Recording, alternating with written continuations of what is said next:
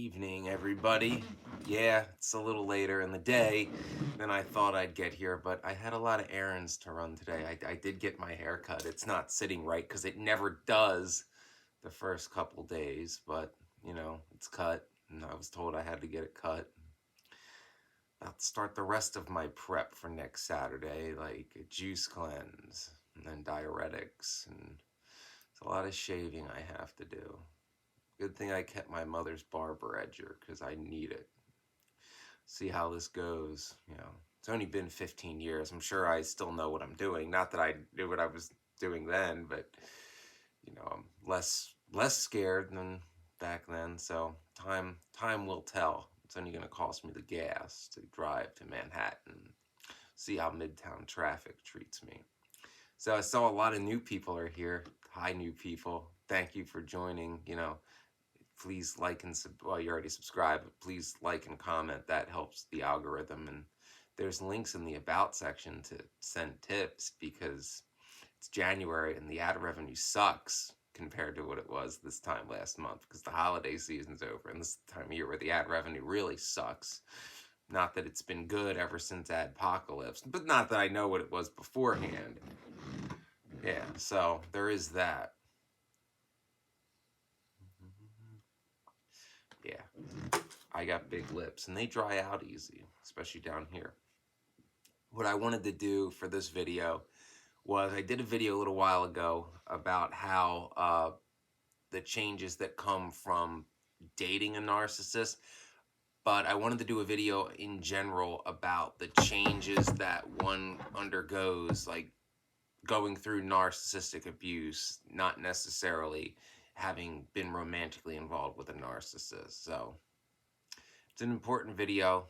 It's always important when I make a bullet point list. But nevertheless, how the narcissist changes you.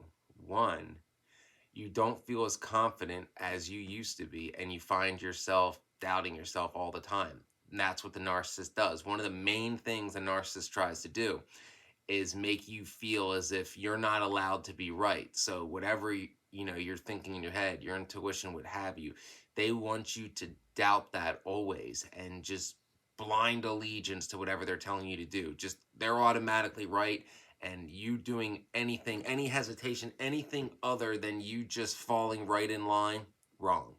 And they'll get you in that mindset. I've seen them do it. Number 2, you feel like you're going crazy or you're losing your mind. They want you to believe that. They want you to believe that any thoughts you have that go against what they want you to do is crazy, and that you can't make your own decisions, that you have to follow whatever they want. Like if you're thinking in your mind, this isn't right, this isn't normal, I have to get away from this. No, they're going to make you think that you're crazy and that it's completely normal and that you're the problem, not them. They're perfectly normal and mainstream, and you're the one who has the issue and must be something wrong with you. So you better just do what they say for your own good. 3, you always feel like you're in survival mode. You are not as functional as you used to be. So you're always fighting just to stay afloat, fighting off depression, fighting off, wanting to explode. You're never content. You're never happy. You're always just trying to get through your day to day, what they're putting you through. I've lived through that. It was called last decade, and it wasn't fun. Working a job I hated and surviving narcissists, always being in survival mode, it wears on you. It wears on you. It runs you down. You can't sleep at night. You can't think. You have no hope. It's hell. You just run. Just go no contact. Run. But number 4, you're always feeling confused and overwhelmed. So a narcissist is never satisfied, and they change their mind like that. So a narcissist will tell you something, and then, to appease them, you'll fall in line with it. And the very next day, maybe even an hour later, they'll contradict that. So there's no like trying to find a pattern to try to ease up the confusion and the abuse, because they're random as shit. Borderlines are even more random. There's Trust me, there is no logic there. They'll change in 5 minutes. They'll contradict themselves in the same sentence. But narcissists, too, maybe a day later, they'll contradict it. And you always feel overwhelmed because they always want more, more, more, more, more. Because as I've said before, the narcissist is never satisfied. Number 5, and it's a big one, you have a chronic sadness about you. And it, it the sadness is in your heart, and it just doesn't go away. Your mental health is suffering. So this is where like depression sets in, because you have this feeling of hopelessness, like it's never going to get any better. You know deep down what you have to do, that you have to get away, because you know the situation you're in, no matter what your intentions are, it'll never be better. And the bullshit I've heard people say over the years, like, oh, it could always be worse. Yeah, pretty much anything can always be worse. But the thing about being in that situation, being controlled by a narcissist, it's never going to get any better. They want you to think, oh, well, it's not that bad. No, it is that fucking bad. They want you to think it's not that bad, though. But it is, because they're trying to normalize the abuse. That's what they do. So, 6, you start to isolate yourself from friends and family. This is pretty common because you don't want certain people to know what a bad spot you're in, and you get to a point in the abuse you can't hide it. People are going to start calling you out on it, and you may be afraid of the narcissist reaction if you tell the truth, depending on the certain situation you're in, particularly if you're a female and your narcissist is a male, because if things turn physically violent. You start to isolate yourself from people because you don't want them to see what you're going through too, because certain people are not going to stand by and do nothing. There might be people in your life that are like, fuck this, I'm calling the person out. Been that person. Doesn't always end well. Sometimes people protect their abuser and try to vilify the person trying to help them, whom they just asked for help, by the way, at least in my case. I'm in a bad situation. I don't know how to get out of it. You know about narcissists. Then when I call them out, I'm a bad guy. Yeah, that's always fun. Stockholm Syndrome, baby. Stockholm Syndrome.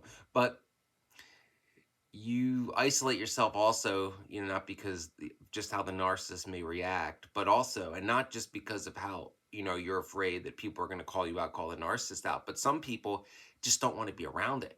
You isolate themselves because, certain people aren't necessarily going to try to help you, but they're just going to be pissed off that you brought this toxic piece of shit around that always makes everything about them and always ruins everything when it doesn't revolve around them. So you have that factor to deal with too. So obviously your self-esteem is going to be suffering, and you're not yourself anymore. So the narcissist will try to cut you off from interest you have, hobbies you have, people that they don't want you around, anything that, doesn't make you completely subservient to them and make you into the made up person that they want you to be, that they will try to beat you down into at all costs. So you will lose yourself, and the feeling of losing yourself is terrible. Living a lie is not fun. It's like playing a role without being paid ridiculous amounts of money. I don't want to play the role of somebody else even for lots of money. I'm sure as hell not going to do it to some toxic piece of shit, and you shouldn't either. All right, next, you lose hope in anything will ever be good or normal. And they want you to do that, and it's true, because if you keep with the status quo of the narcissist, you should lose hope, because it's never going to get any better. But they want to drill in your head that this is the best you can ever hope for, and you should just settle and accept it, and learn to love the status quo. Everything should change by changing nothing. You should just accept that this is now awesome, even if you despise it.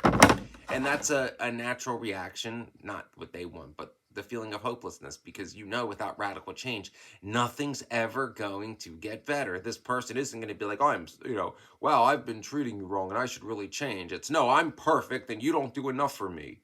And you should, because I'm perfect and I settled for you. I could have anyone because I'm me. Oh, the great narcissist. You feel lost, and you feel like you can't even begin to know how to make things right. So when things get so bad, you don't even know where to begin. to try to fix things. Because pretty much when you become completely subservient to a narcissist, particularly in a relationship, you are nothing more than their caretaker and their whore. And your career's in shambles, your friendships are in shambles, your hopes and dreams are in shambles, your whole fucking life's in shambles. And you don't know where to start to put it back together, because everything that you've been building, everything that you've been working for, everything that makes you you has been smashed to pieces to appease the whims of this toxic piece of shit that you've been abused into believing is someone who truly cares about you, and you must submit your life to them, which is crap. You need to run away. And people don't want me to say it anymore, but I'm going to say it. You need to call them out too, because they should be seen for what they really are. All right. You feel like a shell of yourself. You have no substance to you. The things that make you you uh, are gone, because you're just a shadow. You're a shadow of yourself, because yourself is gone. You are no longer yourself, because you are now just a person who does what they're told, whatever they're told, and then is told they're a piece of shit for doing it too, because it's never enough for a narcissist. And finally, you always feel exhausted, because narcissism is mentally draining as all hell, because it's fake, that it's abusive. There's no logic to it. You don't matter. It's all about the narcissist all the time. And you're constantly doing the things they want, regardless of how you feel, regardless of whether you're being exploited, abused, what have you. And the whole time you're losing yourself. And it's still never enough, and it's never good enough. So that's why it's exhausting. That's probably the biggest point. So I hope this video helped for ways the narcissist changes you. And again, unlike the other video I did similar to this isn't just about like a romantic relationship with a narcissist. This can be with a narcissistic parent, a narcissistic friend, a narcissistic boss, what have you. But these are major changes that's going to happen to you when you allow yourself to be abused by a narcissist, or you're in a situation where it can't really be helped. And these take time to heal from. These patterns don't form overnight. They take time for the narcissist to have this hold over you, but they don't just go away like that either. And you have to be aware of them. You have to be aware that if you're acting like this, if this is how you are, then you are being abused by, a cluster B of some kind, whether it's a narcissist, a borderline, or a histrionic. And you need to get away from that person completely. And that's the only way you can start to heal and remember who you truly are, and stop being their caretaker and their whore or their pawn, what have you, depending on the situation. So I hope this was enlightening. Remember to trust your intuition. If you see these signs, a narc is controlling you, and you must run. And they'll get you to sell out your integrity, or at least try to, because they don't care about your integrity or your dignity or anything about you. They just care about getting their supply. All of them, borderlines, narcs, histrionics, it's all about their supply. It's what their whole life is about. So I hope this helped. Please like and subscribe, comment below, and you can tip in the about section, which is always cool. And I should be back tomorrow.